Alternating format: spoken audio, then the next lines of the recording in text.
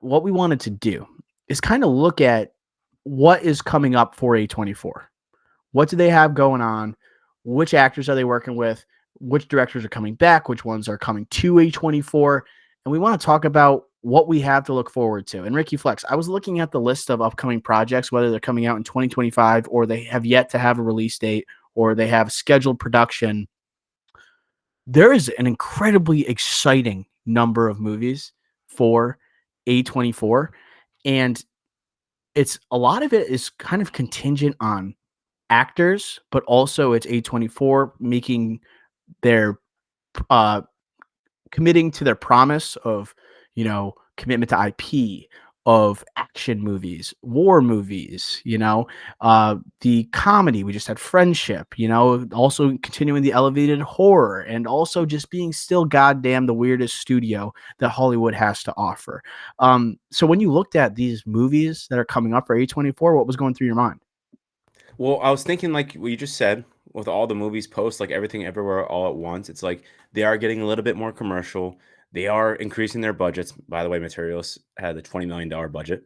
And the greatest or the best opening domestic weekend for A24 is actually Civil War at just under 26 million. Okay. So there's two answers there. Um, Thank you. but now, like going forward, I'm like, all right, now they're getting star power here. They're not getting like actors that are kind of like need like a Robert Pattinson that needs a comeback, or like back when A24 pre everything everywhere all at once. You're not getting those type of actors. Well, you still are, but like though you're not relying on those type of actors. You're not relying on like a Willem Dafoe who's like just a guy that just loves to work and he'll just sees a good script, or a young aspiring filmmaker and he's jumping in. He doesn't needs like a demand a high salary or whatnot. And even though it's a small independent studio at the time in A24, he'll still do it. Right here now, like you can get The Rock, who's arguably the biggest movie star on the planet. You can get a freaking $20 million budget for Materialists in New York City with Chris Evans, Captain America, Pedro Pascal, Fantastic Four, and Dakota Johnson. You know, you could attract that star power, those bigger budgets, and like you could still tackle these crazy movies, the crazy concepts, but you could still do other things like a Materialist. It seems like the big names that they were getting, like Willem Dafoe, it's because like he's an actor's actor, and a script is going to drive him to do a project, and it won't necessarily be a dollar sign. But when I look at these movies that are coming up, you're right. It's like The Rock is joining A24, and for not one but multiple movies. It's names like Glenn Powell, who is like the hottest of all names in the streets, and he's now doing an A24 movie. He can have any movie he wants. He's deciding to make an A24 movie because they have cachet. Hugh Jackman is doing an A24 movie. And that is not only just, A-list movie stars.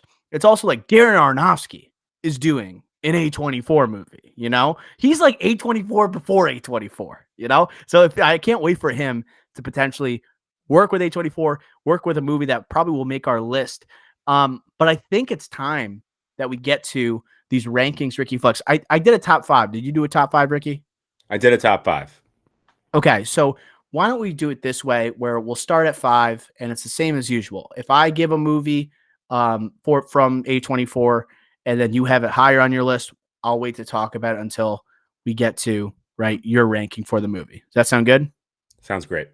And vice versa. So, Ricky Flex, what do you have at number 5 for your list of most anticipated upcoming A24 movies? Okay. So my number 5, again, like my top 3 are solidified.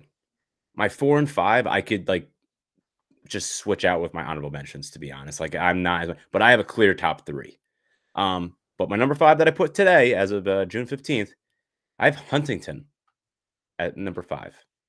I have that at number 4. Okay. But yeah, no, this is Glenn Powell. Glenn Powell coming to A24. And John Patton Ford, his first feature film was Emily the Criminal with Aubrey Plaza, which I really dug on Netflix. Really dug that movie. Really cool crime thriller. This is his second feature film, and it's going to be Glenn Powell. It's based off this 1949 British film, Kind Hearts and Coronets, and it's a kind of like a black comedy thriller. And Glenn Powell is going to play the star, where he's a disowned young descendant of a prominent New York City family, and he wants to get their wealth, right? But he's been disowned. So cool concept with a Glenn Powell snarky like character sometimes, and a great cast in addition with Glenn Powell, where it's going to be like a Margaret Qualley, someone that here on TDI have been a long admirer of. Ed Harris probably going to play the dad, maybe Jessica Henwick, Topher Grace actually, Bill Camp, who if Bill Camp's in your movie, it's probably a good project. Another like actor type of guy here. So Huntington for me gets into my top 5, and again, it's A24 attracting like the biggest movie stars on the planet, and Glenn Powell, one of the biggest young movie stars on the planet, coming to A24. Yeah, Glenn Powell is the reason I had this at number 4, and I think this role is juicy for him. After watching Top Gun Maverick last night, I'm like, God, he's great at being an asshole. Like, he is so good at being an asshole, and he's also good at being a likable guy. It kind of just speaks to him being one of the best like A-listers that we have going right now, honestly. Fully range. And did someone say range? But also this role, when I read it, I thought of Chris Evans in Knives Out. I'm like, this is Glenn Powell doing the Chris Evans. And I think he's going to knock it out of the park. And I think he'll have that same energy. I cannot wait for this movie. That's why I had it at my number 4. I'll go to my number 5. My number 5 is kind of has to do with A24 expanding into franchise type of movies. And something I don't know too much about this world. And I actually had to go to one of our correspondents to learn a little bit about it. I'll talk about that in a sec. But my number 5 was Elden Ring. And this is something where I'm fascinated to see how A24 is going to adopt IP. And Elden Ring is something that a lot of people love the world. It's George R.R. Martin like helped make the world of the game. So that tells you it's like a very sophisticated world, detailed world, but also might be hard to adapt for a movie or for a franchise. So them going for it, I'm like, okay. Like I never saw, it's almost like Dune. That was quote unquote unadaptable. You know, look what Denis Villeneuve has done. Can't wait for Dune Messiah. I like it. This is like this is the IP I was hoping like A24 would do. Like they're trying to do something that no other studio has really attempted or thinks can be done. Therefore, they're going to give it a go. And not only that, like they're doing IP. This could be their own version of a Dune, like of a Game of Thrones, like Elden Ring. And it's like knights and things of that nature. I don't really know all the intricacies or the world of the game, but Alex Garland is taking it on. And Alex Garland, very tight collaborator with A24. He might be, I was going to ask you this. Who, like Alex Garland, very excited. He's doing 28 years later, not an A24 film, but he has done like Ex Machina, Men, Civil War, was he co-director for Warfare, or at least he wrote it. He wrote it and basically co-director. And again, a lot of those movies, Ex Machina, Civil War, A24. So like he's a huge reason why I'm excited. I'll actually I'll let you get your thoughts and see if you had it higher on your list before I propose something else about Alex Garland. Not in my top 5. Definitely honorable mention. And I think the reason, like I think you said a lot of positive things there. The reason why it's not my top 5 is one, I didn't play the game, don't know too much about it, and I am a little bit of video game adapting. It's hit or miss. And I think a lot of Last of Us fans would agree. And I think this is still like early stages. I just want to hear more about the actual game and then what their process is. And then 2, do you know who's actually starring in this potentially? Yeah, I saw like Kit Connors in talks for it. From Warfare / Heartstopper, which I did not watch, but Warfare. He was like the rookie in that. And you didn't catch Heartstopper? And I do think he could be a guy, maybe. I don't know if a guy's like the guy, but I could see him being a movie star. An Alex Garland movie guy, though. It's going to be interesting because in Warfare, he's more like, again, the rookie. He's just kind of there, more comedic, to be honest, not on purpose, but like in the beginning, he's just like, oh, that's the rookie. And you're smiling along with him. It's going to be interesting. Too risky to be in my top 5, but I respect it. And do you think that Alex Garland, do you think he's like, if you're talking about directors, is he the poster boy for A24? Like, who is the most, is it Ari Aster? Is it like, who is the A24 director? I would say it's a battle between him, the Safdies.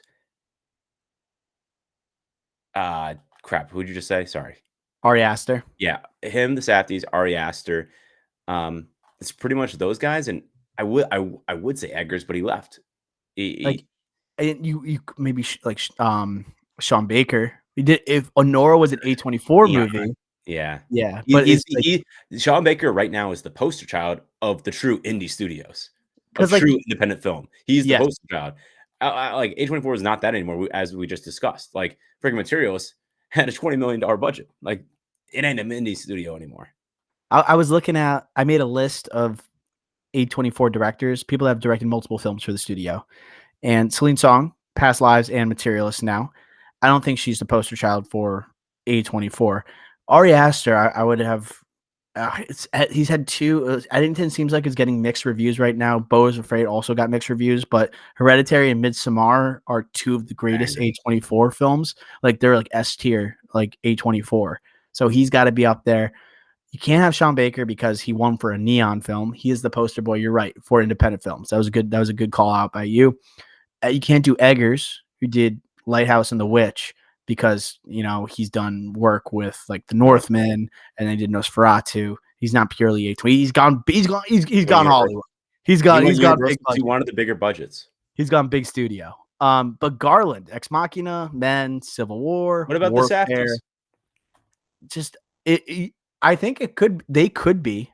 If let's say the Smashing Machine is great, Marty Supreme is great, they could be the poster boys, right? Isn't it Josh Safdie doing Marty Supreme? Marty Supreme is Josh. Benny is Smash Machine.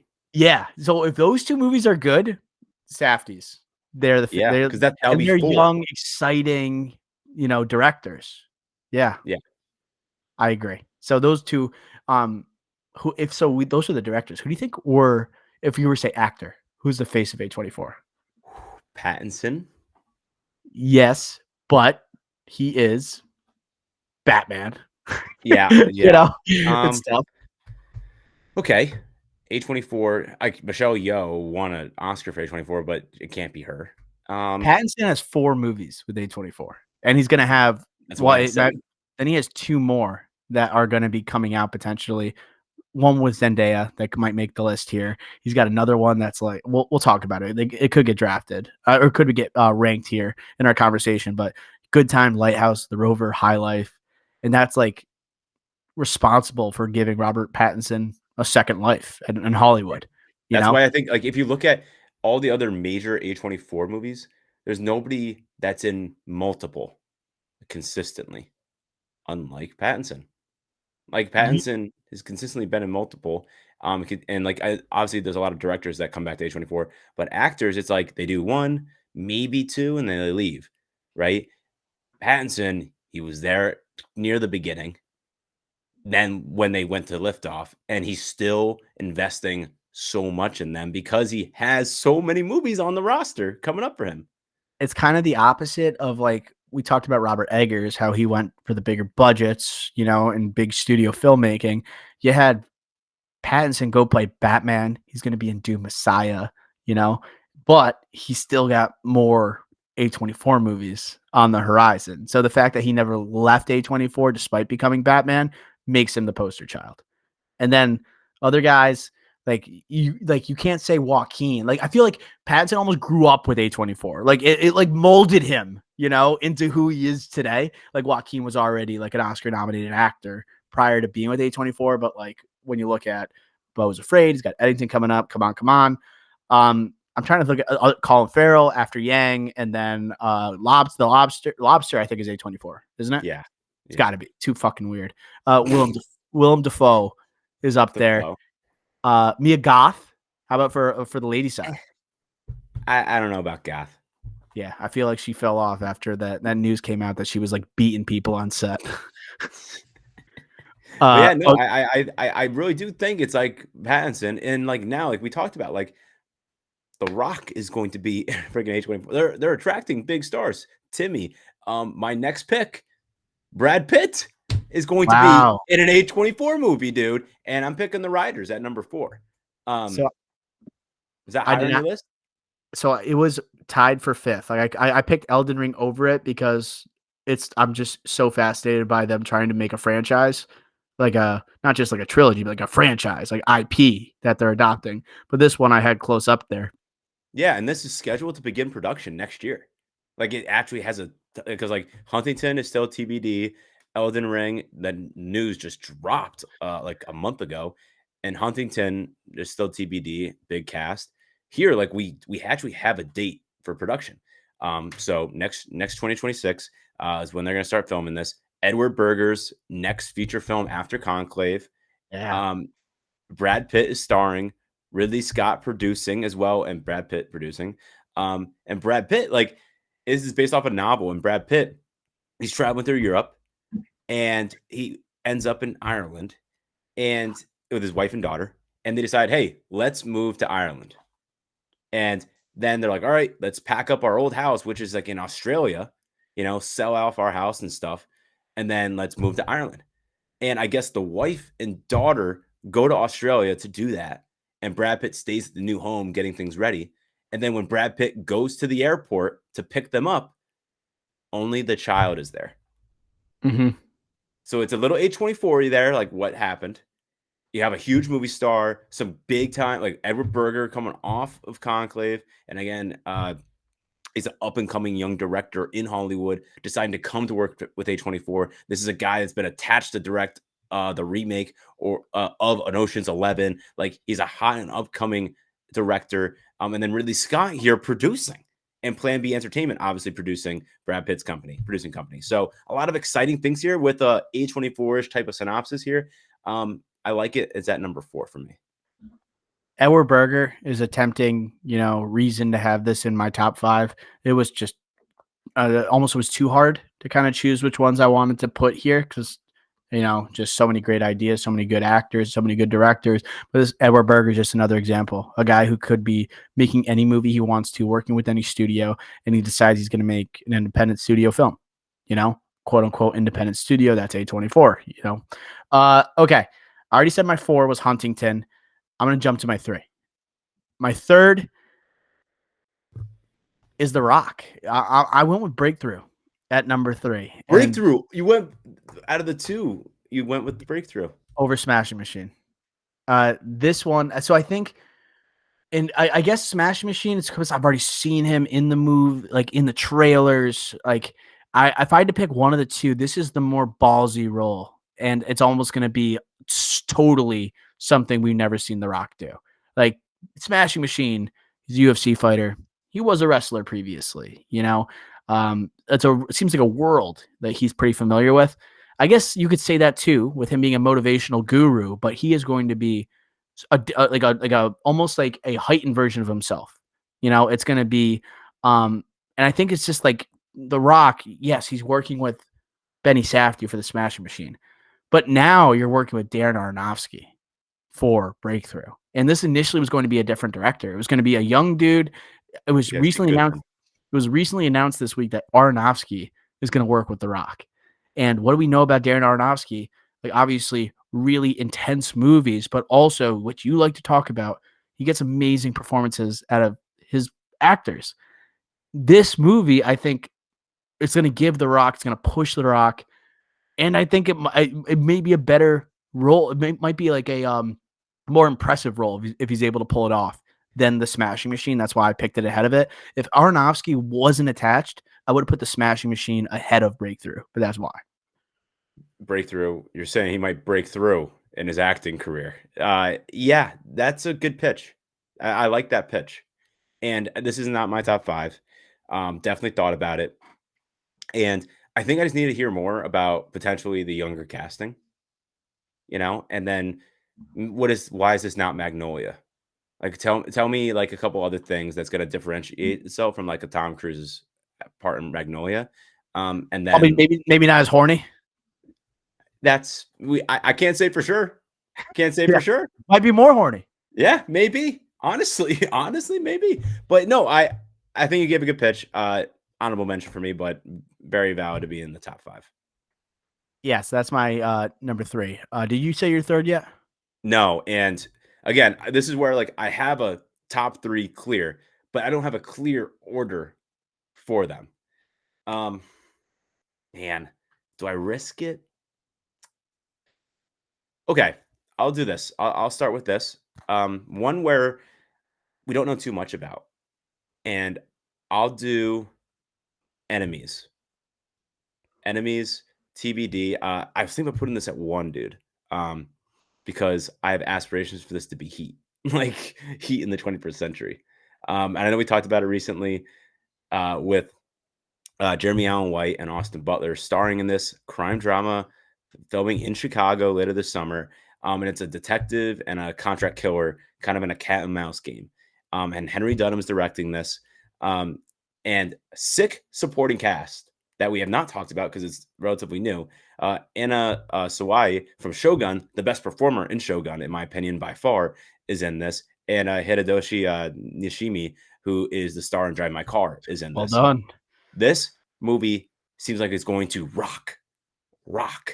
I just don't want to get my hopes up because I am thinking Heat Part 2. I am thinking crazy hype levels for this movie. But I'm tying it back here and I'm putting it at 3.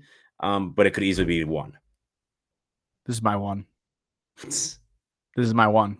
You know, these are two of my favorite actors. Jeremy Allen White, I think, is going to be just, he's already one of the best we have going. I think he is going to, once he's done with The Bear, he's going to absolutely launch into a different stratosphere. And I can't wait for him in the Bruce Springsteen movie. Him getting this alongside Austin Butler shows like this is supposed, almost when you read that log line, like detective and contract killer locked in a cat and mouse game, you think of Heat, you think of De Niro, Pacino. But these guys are just obviously much younger, not as established. Obviously, no one's as established as those two goats, but that's immediately what you think of when you read that line. It's almost impossible not to get excited. And I think it's just the prospect of Jeremy Allen White and kind of my projection that he is going to be that guy, that dude, right, for the foreseeable future. And Austin Butler's already there, you know, but this is my one. It had to be on here for us because you're a huge Austin Butler guy. You're also a Jeremy Allen White guy. Like, I'm not surprised they're on it. I'm just kind of surprised that you don't have it at 1. That's kind of shocking to me. I've been bouncing around. There's reasons why I don't have it at 1 that I'll explain next when I do my next couple picks. I'm going to do my number 2. And I totally forgot this movie was happening. And when I read it, I was blown away. And it was something I probably read on Discussing Film when I was scrolling the timeline, got super excited about it. Maybe I sent it to you and then forgot about it for months. But I'm going to go with, it's not IP, but it sort of is. It's like fairy tale, like it's this a character that's been adapted multiple times and kind of it's failed multiple times. I'm going with The Death of Robin Hood at number 2. And so we had the Taron Egerton Robin Hood and the Jamie Foxx was also in it. That was a complete disaster, more of a blockbuster type of Robin Hood story. Then you had the Russell Crowe, Robin Hood story. I think it was Ridley Scott. Maybe Ridley Scott did Noah. Yeah. I don't really remember, but I think it was Ridley Scott. I am so in on this because I think Robin Hood, you can make a sick, almost like John Wick story with Robin Hood. Like how has no one made that? I don't know if this movie is going to be that, but I know based on the director that this movie is going to be taking Robin Hood seriously. It's not going to be a popcorn cash grab like Taron Egerton's movie. Like I'm just going to read this, what I got from a website for The Death of Robin Hood. Director, by the way, Michael Sarnowski. What did he do? Pig, Nicolas Cage. He also did Quiet Place Day One. I thought that was a great prequel for the Quiet Place franchise, a good installment in their universe. So Sarnowski is pivoting for his third feature into the realm of folklore, described as a thriller about the life of the legendary Robin Hood. The film stars Hugh Jackman as an aged version of the English outlaw hero who grapples with his past while facing a critical injury and with a mysterious woman nursing him. So this is like Logan. This is an aging, iconic figure played by Hugh Jackman. I look at the supporting cast. Jodie Comer, who is someone that is not in as many movies as I was hoping following, was it Last Duel? I thought that she was going to be more present. I know I wanted her to be the Invisible Woman that didn't end up working out. Goes to Vanessa Kirby. She looks like she's going to be awesome. But once again, need to see Jodie Comer do more You're stuff. seeing her next week, by the way. Jodie Comer? 28 years later. Good call. And she was in the Bright Riders last year. That was an interesting role. But continuing, Bill Skarsgård. I need him. What's the villain in Who's the villain? The Sheriff of Nottingham. Are you telling me Bill Skarsgård wouldn't make a fucking kick-ass, Sheriff of Nottingham? Like an adversary for Hugh Jackman as an aging frickin' Robin Hood? And then Murray Bartlett, who you might know from White Lotus season 1, Last of Us, amazing supporting actor. And then Noah Jupe's the young star who's like, you've seen him in a bunch of like Quiet Place and a lot of other projects, you'll recognize him. But this movie like stood out to me because I'm like, no one's really talking about this. And I think it really sets up for a kick-ass movie. Yeah, you said everything great about it, and I almost put it at in my list. There's a couple things that I'm nervous about. One, just because we've seen so many Robin Hoods fail. A24 Robin Hood. But you never know. They get weird sometimes. Maybe this is too weird. 2, this is an aging Robin Hood with an injury. I don't believe this is a John Wick type of movie. No. But it's like Logan, maybe. I don't want to think this is going to be heavy action. I like Aronofsky, I know just did A Quiet Place Day 1, but a lot of that was CGI. Mainly running was the action that he had to direct. A lot of it's CGI aliens, right? Pig, again, Nicolas Cage, Indy, besides the fight scene in that, mainly dramatic acting. And that doesn't mean this movie's not gonna be great, but maybe it's just might be the Robin Hood that I want. And then lastly, that I'm worried about, do you know where A24 acquired this film? No. They acquired this film at Cannes last year. That's Why haven't we heard anything about it? Probably because he's busy being Wolverine. I think because maybe this movie's not that good. Makes me a little nervous. What do you mean? The script's not good, you mean? Yeah, I guess. Yeah. They didn't shoot the movie yet. Maybe they did. They said A20. I was reading online today that they acquired this film at a Cannes last year, and Cannes. I thought I read that. I thought I read that they started shooting in February of this year. Like they shot it so maybe they just acquired. Maybe what I was reading might have been false then. Hopefully it is. But that would make me nervous if they acquired it and we still had to be reminded about this movie. That would make me a little nervous. I think when it's like the death of Robin Hood, he's like going to be doing a fucking kick-ass final run. Like why would you get Hugh Jackman to play this role who's one of the best, like he's one of the best action stars we've had, and I feel like with A24, he could sink his teeth into it. Aronofsky is good at doing blockbuster, but also like emotional storytelling. I think it's going to be good. Yeah. Yeah. Okay. Well, you're done. Your 5 are done. I still have 2 to go. Did I say my number 2? You said your number 1. I just said my number 2 is Death of Robin Hood. Yep. Yeah. I already gave my number 1 with Enemies. Yeah. Right. And God, I'm rethinking on the fly. I'm not putting Enemies at number 1. But I want to move it to 2. But my number 3 now, Marty Supreme. I'm putting Marty Supreme. Oh, I didn't. So I guess I should have had this. I didn't even think about this. Like I like the ones I was kind of looking way ahead. Okay. I would have had this in my top. Pivot. I'll take that out. No, do it. No, do it so we can talk about it.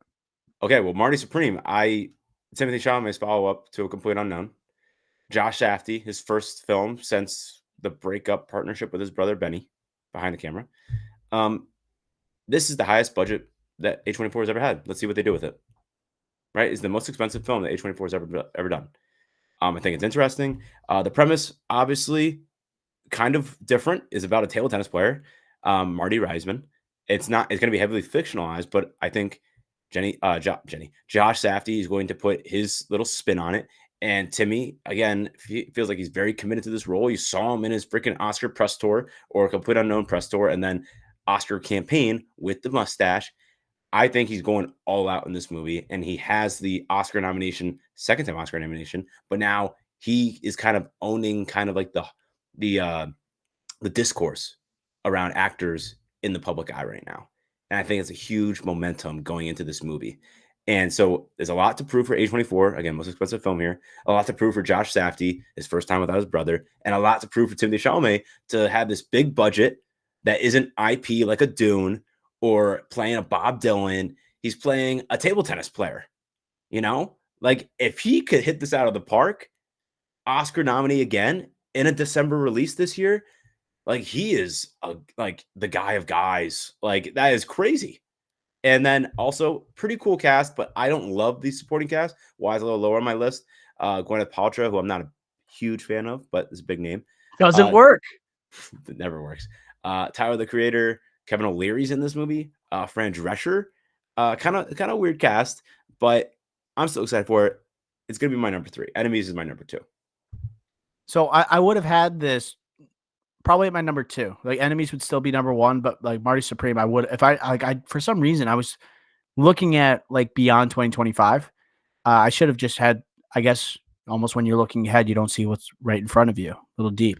But yeah, I would have had this higher just because this seems like it's going to be a massive swing when it comes to the sports biopic, and like Timmy looks so like kind of funny and nerdy in this movie. Almost looks like he is Napoleon Dynamite's brother, type of vibe with his pasty skin and the circle glasses, the greased up hair. I think it's going to be cool. And you know what this made me think? Like if we're doing a movie on a ping pong player, I know we've had Netflix do this with the Queen's Gambit.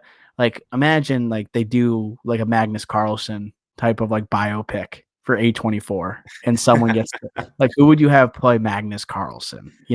That would be amazing, or something based Jeremy off. Allen White would be pretty good. But yeah, I think you could make a great like chess movie. And I think A24 would be the studio to do it. And this is a ping pong player. How many times have we had a ping pong like sports biopic? Like Marty Reisman, is this person even known? Like I don't even know if this person's popular or not. Maybe for older audiences, and they might remember him from when they were kids or something, and like him popping up in a newspaper. But whatever the fuck. But I am excited for this because once again, it's Chalamet.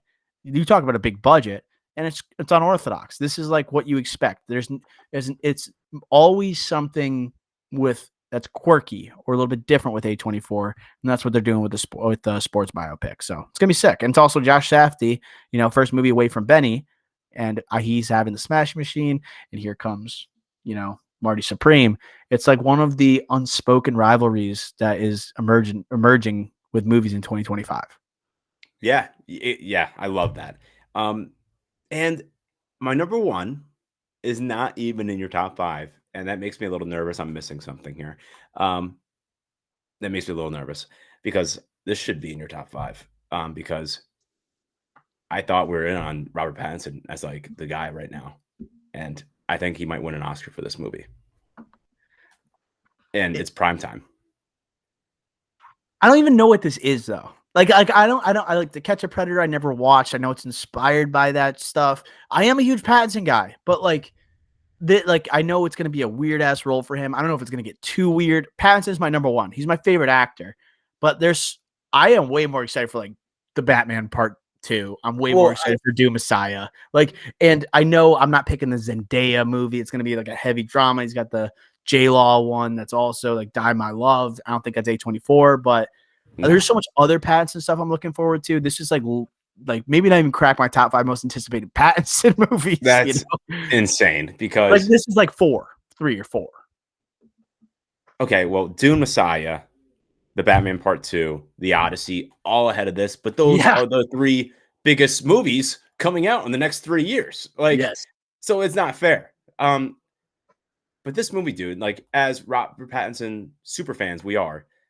I think he might win his Oscar for this movie. And I'm looking at this movie like Nightcrawler for Jake Gyllenhaal. That's how I'm looking at this movie. And I know Jake Gyllenhaal wasn't even nominated for that, but he was the best performer of 2017 in that year. Ridiculous I didn't even get nominated. But he started in this movie. It's already been filmed, by the way. It was filmed in New Orleans this past year in February and March. So that's big. Ari Aster's producing this movie. All right. The director is Lance Oppenheim, and he recently directed the Ren Fair HBO documentary that was going crazy. And who was producer in that?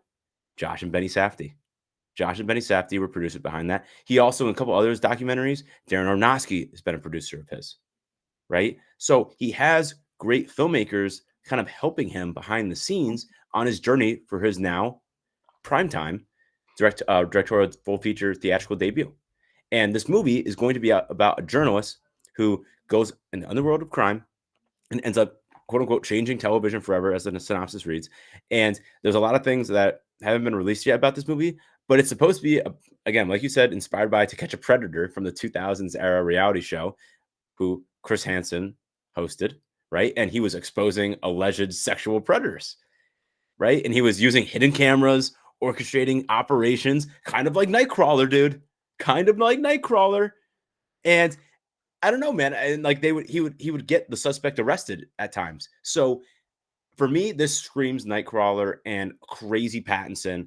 Maybe not the Oscar, but I think he's going to put in an unbelievable shift here.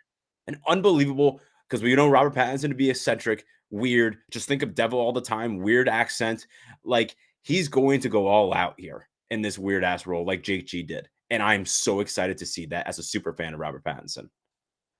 He's gonna be good because he's good in everything. You know, he's gonna be great. It's just the subject material for me. It's like I can't get excited for this. You know, it's just like it's inspired by To Catch a Predator, and it's the guy who, you know, like this is gonna be some really tough material I think to deal with. Inspired by this show. That's why, like, I guess I didn't put it in my top 5. And like I said before, there's just so many things that he's doing that I'm excited about. But he's a pretty fearless, you know, actor. I wonder, like, I assume he's going to be the Chris Hansen type of role, the guy, like you're saying, Nightcrawler, Jake G, doing whatever it takes to get the shot, does whatever it takes to catch the predator.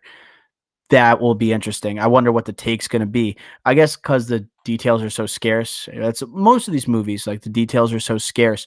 But I think especially for this one, because I don't know what To Catch a Predator. I never watched that show, so I don't know what to expect there.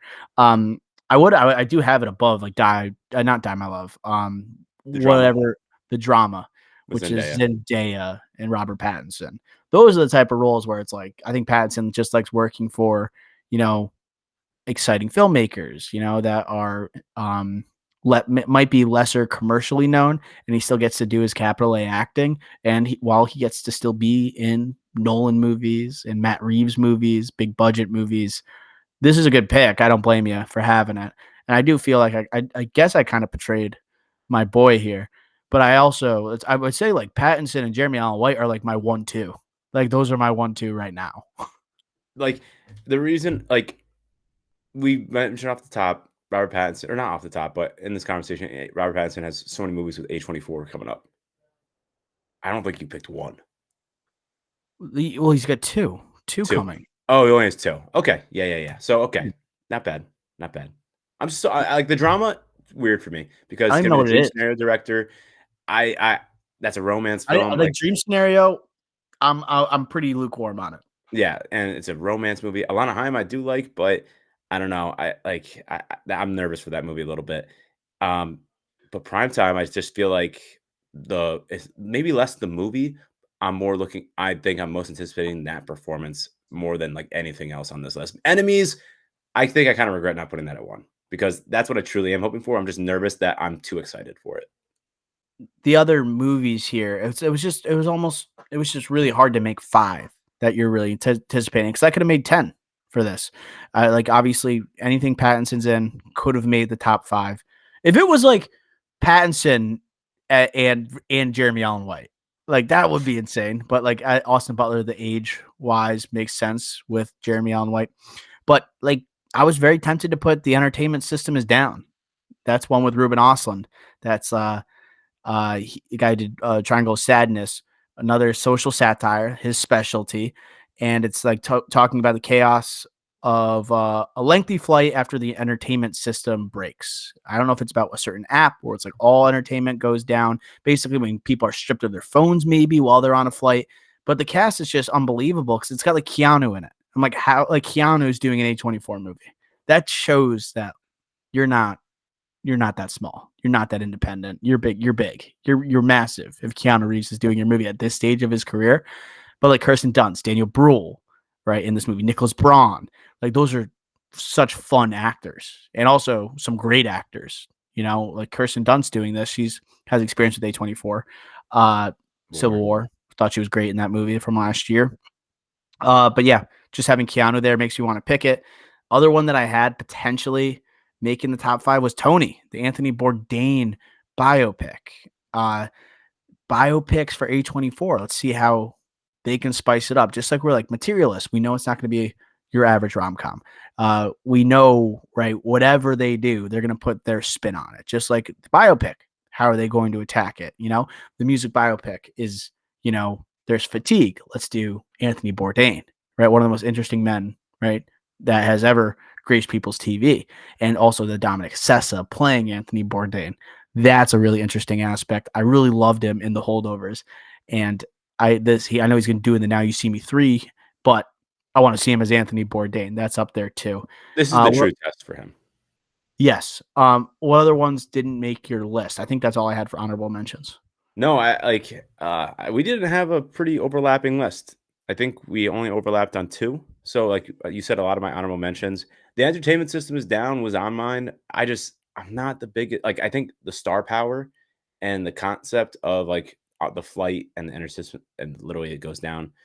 That's interesting to me. But the Ruben Ostlund, like social satire, not as interesting to me. I don't really like his style with that. Triangle of Sadness didn't really work too well for me. So I'm not anticipating as much. That's why it's not on my list, even with a star-studded cast like that. And Tony, that's good. I'm a huge believer in Dominic Sessa. I do think this is something that we all want to see. As you said, one of the most interesting men that's ever been on our TVs.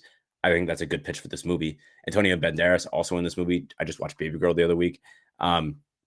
So I do think this movie's going to be good. But again, it's a weird time where it's 1976 Anthony Bourdain. It's set the entire movie. Again, a world traveler known for TV, Anthony Bourdain, for traveling. It's in Provincetown, Massachusetts. The whole movie. So I'm like, are we going to be doing any food? Like, I want to see some food scenes. I don't know if we're actually going to be tackling that. Like we're just going to be doing lobster rolls and clam chowder. Like what are we doing? So that I'm a little nervous of, but everything else about this movie, I do really like. I didn't know that. I'm disappointed when what you just said to me. So it was only shot there. Well, not shot. But like the movie is based there. Yeah. That so sucks. is the rumor. So is the rumor. That sucks. I just got another text from our. I didn't bring up this person's name. This is our video game adaptation correspondent, Joey G. He does Fallout with us. He'll be on for season 2 of Fallout, but he says that he hasn't played Elden Ring, but he says he's been dying to try it. And then he said it should have some potential. He says, quote, "I know it's a pretty big fantasy world." So let's go. Elden Ring. That was my like nerd pick.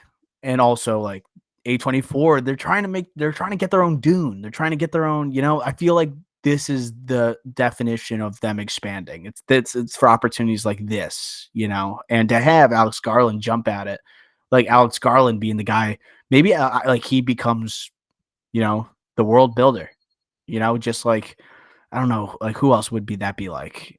Like sort of like George R. R. Martin for Game of Thrones, but I'm thinking like director wise, like him almost like the leader, like Snyder for like the DCU. What did you say? I was thinking like the 2 Game of Thrones directors that took on the IP. Yeah. Yes. Craig Mazin to The Last of Us. Yes. Yes. What are the Game of Thrones guys again? Benioff and Weiss. Yes. DB Weiss, David Benioff, I think. Benioff and Weiss. And here's another selling point to your Elden Ring pick. Again, something I thought about that I forgot to mention. Alex Garland recently said he wants to take a step back from directing and just do writing. Hence, like 28 years later, he wrote it, but Danny Boyle's directing. But again, that's Danny Boyle's directing, whatever. But he said that just a few months ago. He has done 180 now, and he's doing this project. He must either be really passionate about it and or think very highly of the potential of this. So that's a selling point for you. He thinks it could be a smash. Yeah. Yeah. I think that's a good sign for this project. Someone that wasn't going to be directing anymore decided, hey, I'm going to do this. Pretty sick. Pretty sick. Gets the juices going, right? The guy, arguably the face of A24 in terms of directors. There we go. Okay. So that does for our conversation on upcoming A24 movies. Fun conversation, Ricky Flex. All right. Always an exciting studio. When you have that logo pop up on the screen, there's just a higher expectation